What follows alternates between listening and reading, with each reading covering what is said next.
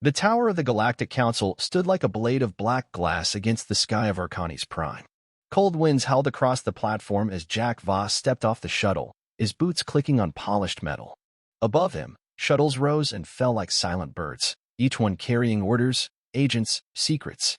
Jack moved with purpose. He was a man of routine, sharp, controlled, silent when silence was needed. Years of service had trained him to follow commands without question. And yet, as he entered the tower, there was a faint flicker in his mind, a question forming without words. He pushed it down. Security scans flashed green. Metal doors slid open. He stepped into the command hall, where the air was colder and the light harsher. A large circular table sat at the center, ringed by silent council advisors. At its head stood Director Sarah's Vin, tall and thin, wrapped in a dark uniform with silver markings of power. His face was expressionless, only the narrow eyes moved, sharp as lasers. Jack Voss, Vin said, not looking up from his data slate. Sit. Jack obeyed. We have a situation beyond council space, Vin began. A world called Velis 9.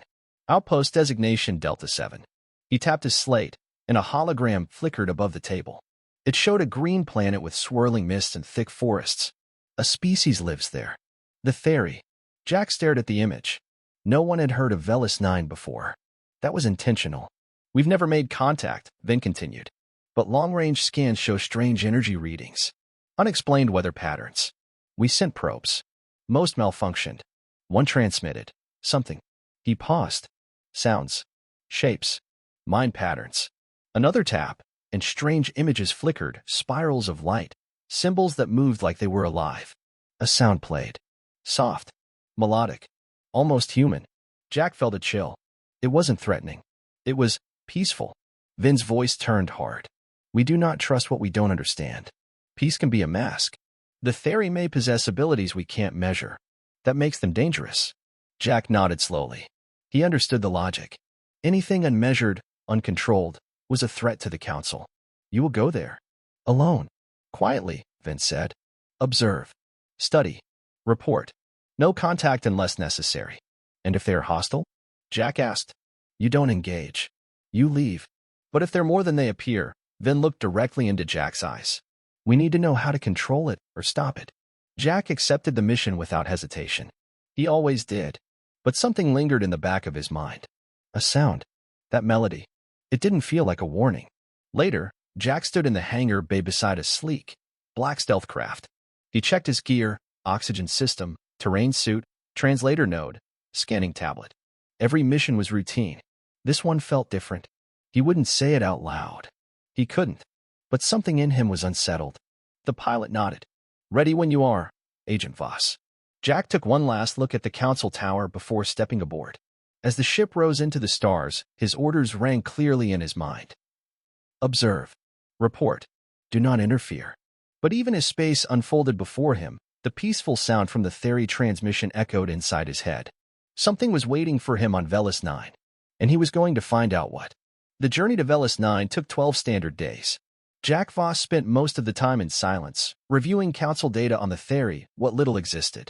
There were only fragments, energy spikes, failed probe logs, one brief audio recording. No pictures of the Theri themselves. No confirmed structures. No language data. Just rumors and anomalies. Jack sat in the pilot seat of his stealth craft, watching the stars blur into long streaks through the view screen. The council's orders were simple: observe and report, but Jack couldn't help feeling the mission was more than that. The director's words repeated in his mind like a coded message. Peace can be a mask. On the 12th day, Velis 9 came into view. It rotated slowly, a sphere of thick green forests and violet clouds. The surface was covered in vegetation, layered like carpets of living color. Deep rivers shimmered under constant cloud cover. Strange lights flickered in the upper atmosphere, too regular to be natural, too soft to be machinery. Jack's craft entered the atmosphere undetected, as designed. The stealth coating adapted to the planet's light, and the ship became a shadow among the clouds. He guided it over mountain ridges and winding rivers, searching for signs of civilization. There were no cities, no towers, no roads, nothing artificial. But he saw movement, figures walking on forest trails, glowing lightly in the dusk. He zoomed in with the ship's optics. Humanoid, yes. Slender, tall, smooth skin like polished stone.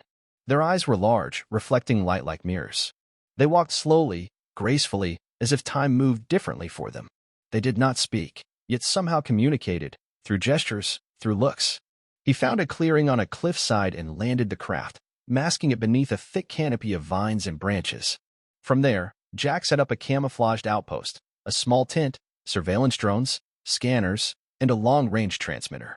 He powered up the recorder, keeping logs of everything he saw and heard. For 3 days, he watched. The Theri moved through the jungle without disturbing a single branch. They bathed in blue lakes, gathered glowing fruit, and sat in circles for hours without speaking. At night, they stood still beneath the stars, as if listening to something Jack couldn't hear. He found no weapons, no signs of industry or war. They built nothing, yet lived well. They had homes, small, curved structures that blended perfectly into the trees. They sang, but not with voices. The sound seemed to come from the air around them, like music pulled from the wind itself. And still, no sign of hostility. Jack recorded it all, careful to stay out of sight. His scanners captured strange energy pulses that rose and fell like breathing. He noted them in his report. He marked the locations. But more and more, he found himself just watching, not analyzing, not spying. How do they live like this? He wondered. No fear, no noise, no control. On the 5th day, the rain began. A heavy storm rolled in from the eastern sea, faster than expected. The sky darkened to deep purple. Winds tore through the trees. Jack secured his equipment and reinforced the shelter, but a sudden bolt of lightning struck nearby, exploding a tree and sending a shockwave through the camp. He was thrown backward, hitting his head on a rock. Pain shot through him. Blood blurred his vision. He tried to crawl toward the shelter, but everything spun. The jungle roared around him. He lost consciousness in the mud, half buried beneath broken leaves. The storm raged on. Then silence. When Jack opened his eyes again, it was not the jungle he saw. He was lying on a soft surface, covered in thick, woven fabric that smelled of herbs. Above him, soft lights drifted across the ceiling like floating stars. The air was warm, and quiet music hummed in the distance.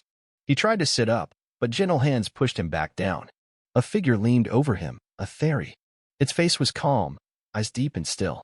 It placed a cool hand on his forehead and spoke softly, not in words, but in something else, something Jack felt more than heard. A message, simple and clear. You are safe now. His mind blurred. His body relaxed. For the first time in days, Jack Voss let go. Jack Voss awoke slowly. Warm light filtered through the high ceiling, made of fine branches that swayed gently with the wind. He lay on a soft bed woven from leaves and fibers, smoother than anything he'd known. The air was fragrant, earthy, clean, and calm. Outside, he could hear distant water flowing, birds singing unfamiliar songs, and something deeper, a rhythm, like the heartbeat of the forest. He sat up, wincing slightly as the pain returned to his ribs and shoulders. His head throbbed, but the bleeding had stopped. Someone had cleaned his wounds, wrapped them carefully. His uniform was gone. In its place, he wore a simple tunic of soft green fabric, tied at the waist. The door to the hut was open. Beyond it, the world was alive. Tall trees stretched into the sky, their trunks glowing faintly in places. Theri figures moved among the trees and huts. They walked with quiet grace, never rushing, never stumbling. Every step seemed to have purpose. Every breath was in harmony with the world around them. Jack rose slowly and stepped outside. His legs were weak, but held. No one stopped him. In fact, a few Theri nearby turned to look at him, peaceful expressions, no fear or anger, only gentle curiosity. One of them, a female perhaps, approached. She was tall, slender, with smooth silver-toned skin and long dark eyes that held no threat. She raised a hand and placed it gently on her chest, bowing her head slightly. "Ina," she said. The word felt soft and welcoming. Jack nodded. "Jack." He tapped his own chest, returning the gesture. "Ina," she repeated, smiling. Then she motioned for him to follow. He hesitated only a second, then walked behind her. She led him through the village, if it could be called that. There were no streets, no buildings like he knew. The homes were shaped by the forest itself, grown rather than built, blended into nature without damage. Vines formed roofs. Trees opened to create spaces. Everything was alive and connected. Children ran past them, laughing not loudly, but with quiet joy.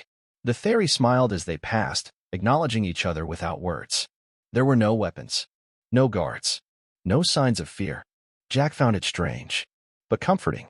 The fairy woman brought him to a wide platform built around the trunk of a massive tree. A circle of elders sat there, 5 of them, eyes closed, hands joined. They opened their eyes as Jack arrived. He expected questioning, suspicion. But there was none. The oldest of them, a male with pale markings across his forehead, stood slowly and walked toward Jack. He looked into Jack's eyes for a long moment, then raised a hand and placed 2 fingers over Jack's heart. "We know why you came," he said quietly. Jack stiffened. "You do?" The elder nodded. "To observe. To judge. To report." Jack said nothing. His training told him to stay silent, to deny everything. But what was the point? They already knew. "We do not fear you," the elder said. "You are not the first." Jack's eyes widened. "You've seen others?" The elder nodded again. "But you stayed." Jack frowned. "I had no choice. I was injured." The elder smiled faintly. "And now, you are healing." Jack didn't answer. He wasn't sure what to say. The Theri were not acting like any alien species the council had warned him about.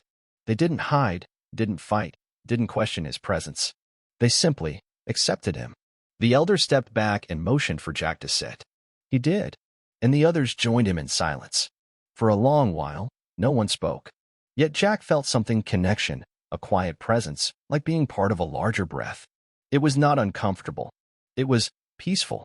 Later, the fairy woman, Aina, as he now understood, brought him food, small fruits, warm root bread, and a glowing drink that healed the ache in his body almost instantly. Jack ate in silence. She sat beside him, watching the forest as if listening to something he couldn't hear. After a while, she spoke again. "You do not belong to them," she said softly. Jack turned. "To the council?" "I do. I've served them all my life." Anna looked at him. Her eyes were deep, ancient. "Not your soul." Jack didn't answer. The words stayed with him long after she left. That night, he lay on the soft bed beneath the open ceiling, staring at the stars. He had come as a spy. He had followed every rule. But now, with each passing hour, he felt those rules slipping away. Not by force. Not by fear. By something else. Something he didn't yet understand. The days passed quietly in the Theri village, but to Jack Voss, they felt heavier with meaning than anything he had experienced in his years of service. Time moved differently here, not slower, just deeper. Every moment seemed to matter. Every breath carried purpose. Jack began to help with small tasks, gathering fruit, carrying water, observing rituals. No one told him what to do. The Theri never gave orders. They only invited, and somehow it felt natural to join in. He began to feel lighter. The tightness in his chest, the ever-present tension he'd carried as a council agent, had faded without him realizing. He kept a record of everything, still trying to stay loyal to his mission. But the log entries grew uncertain. Less data, more reflection. His tone changed. They live without machines, yet they lack nothing. Their energy readings continue, but I no longer see them as a threat. I think. I envy them. One evening, Anna came to him. Her expression was calm, but her eyes carried a quiet urgency. "It is time," she said. "For what?" Jack asked. "You must see." She led him beyond the village, into the deeper part of the forest where the trees grew taller and the air grew still. The sky above turned indigo, with stars beginning to blink into view. They walked in silence for what felt like hours, until they reached a wide clearing filled with light, though there was no sun, no moon. At the center of the clearing stood a great stone, smooth and black, rising from the ground like the tip of a buried mountain. Around it, Theri elders stood in a wide circle, waiting. Their eyes were closed, their hands open. An emotion for Jack to step forward. He hesitated. "What is this?" "A memory," she said. "Not just yours." Jack took a breath and stepped onto the stone. The moment his foot touched the surface, the world changed. He was no longer standing in the forest. He was floating in a sea of stars. Images poured through him, not like dreams, not like thoughts, but like pure feeling. He saw Earth. Cities rising and falling. Crowds moving without purpose. Noise. Fire. Control. Machines humming in endless loops. He saw himself, young, rigid, proud in his council uniform. He remembered the training, the orders, the silence forced into his bones. He felt the loneliness, the fear of weakness, the buried questions. Then he saw the Theri, not from the outside, but through their eyes. He saw how they listened to the wind, how they felt the pulse of life in the roots beneath their feet. He felt the stillness they lived in, the way they touched the universe without tools, without control. They were not behind humanity. They were beyond it. In that space of vision, Jack felt something break open inside him. Not pain, not sorrow, just release. The stone beneath him pulsed once, softly. The light faded. The stars vanished. He opened his eyes. He was back in the clearing. The Theory watched him. No one spoke. They didn't need to. They saw what had changed. Jack stepped off the stone, his legs weak, but his mind clearer than ever before. Aina approached. Now you understand. Jack nodded slowly. He couldn't speak, not yet. They walked back together through the forest. The stars above seemed brighter now, closer. Jack looked up and wondered how he had missed them before. That night, lying under the soft-woven ceiling of his hut, he didn't record a log entry. He stared at the sky and whispered to himself, "They aren't the threat." He paused. "We are." The council had sent him to report danger, but he had found peace. And that peace had shaken everything he believed in. The mission had changed. And so had he. The message came at dawn. Jack was helping a group of Theory gather herbs near the river when his comlink, long silent in his satchel, blinked to life. A quiet beep echoed through the air. He froze. None of the Theory reacted. They didn't need to. They already knew. Jack stepped away from the group, heart heavy. He opened the device. A cold, static-filled voice spoke. Agent Voss. Status report required. Immediate. Priority Alpha. It was Director Sarah's Vin. Jack stared at the river, its waters calm and shining in the morning light. The forest whispered around him.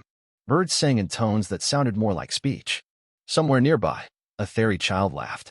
He closed the device. He knew what he had to do. By midday, he had reached his hidden ship. The vines and moss had grown thick over it. He uncovered the hull slowly, feeling as though he were disturbing something sacred. The ship powered up with a low hum. He sat in the cockpit, silent, hands still. He glanced back at the jungle one last time before rising into the sky. The journey to Arcani's Prime was quiet. He did not sleep. He did not review his notes. He didn't need to. Everything he had learned was now part of him. The council tower rose tall and cold as ever. Jack walked its halls as he always had, straight-backed, focused, but something was different now. The light felt harsher. The silence heavier. The people around him hurried, heads down, eyes on screens. No one greeted him. They only nodded and stepped aside.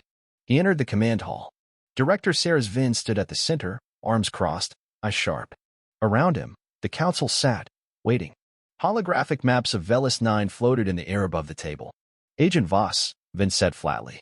We were beginning to think you'd been compromised. Jack didn't flinch. I've completed the mission. Then report, Vin ordered. What are the Theory? Jack looked around the room. Dozens of eyes watched him. Data screens waited to record every word. He took a breath. They are not a threat. A pause followed. The silence felt colder than space. Vin frowned. Explain. They are advanced, Jack said. But not in technology. In thought. In peace. In balance. Peace is not proof, a councilwoman said. Are they capable of defending themselves? They don't need to, Jack replied. They don't control their world. They live with it. They don't build empires. They build understanding. And their energy signatures? Vin asked, voice tightening. The psychic emissions? The probes that failed? Jack stepped closer. The emissions are real, but they're not weapons. The Theory are connected to their world, to each other, maybe even to something beyond what we know. Murmurs passed through the room. Vin's voice dropped. Are they planning to expand? No, Jack said. They have no interest in our world. Then they're hiding something, Vin snapped. No species rejects power unless they already have too much. Jack stared at him. They're not like us. That's not a weakness. That's wisdom. Vin's face darkened. What exactly are you suggesting, Agent? I'm saying leave them alone, Jack said firmly. They don't want war. But if we attack them, if we fear them, we'll destroy something beautiful. And we'll lose something of ourselves. A heavy silence filled the hall. Then Vin spoke coldly. You've been compromised. Emotionally affected. You were sent to observe, not to join their cult. It's not a cult, Jack said. It's clarity. The council began to whisper. A few frowned. A few looked thoughtful. Most looked afraid. We will send a full force to secure the planet, Vin declared. We'll extract samples. Question the locals. Study their abilities. Properly. Jack took a step forward. I won't give you their locations. You forget who you serve, Vin said sharply. No, Jack said. I've remembered. Vin nodded to two guards. Jack Voss, you are stripped of your rank. Your records will be sealed. Your words will not be shared. You're dismissed. Permanently. Jack did not argue. He simply turned and walked away. Outside the tower, the sky was gray. Distant ships moved through the clouds like insects. Jack boarded a civilian transport with nothing but a light pack and silent thoughts. The pilot didn't ask where he was going. Jack already knew. Back to Velis 9. Back to the only truth he had ever found. The stars looked different now. As the transport ship drifted beyond the Council's reach, Jack Voss sat near a window, his hands resting in his lap, his mind quiet. The weight of his former life had fallen away like dead armor. No badge, no rank, no voice within the Council. He was no longer Agent Voss. Just Jack. And for the first time, that felt right. He thought of Director Vin's final words, spoken not with concern, but with fear. The Council would try to control what they didn't understand. They always had. To them, the Theory were too quiet, too calm, too unshaken by power. That made them dangerous. Jack knew it would not be long before Council ships reached Velis 9. But he would return first. And he would warn them. The transport dropped him on a small trading outpost just outside Council space. From there, he chartered a smaller craft from a quiet pilot who asked no questions. The journey back to Velis 9 was shorter this time, familiar. The jungle planet came into view, glowing with its deep green light, thick clouds swirling gently above its surface.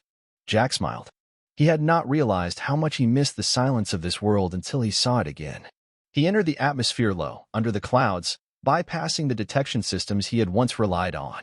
The ship guided itself to the same ridge he had first landed on weeks before, where his hidden outpost still lay in ruins beneath the vines.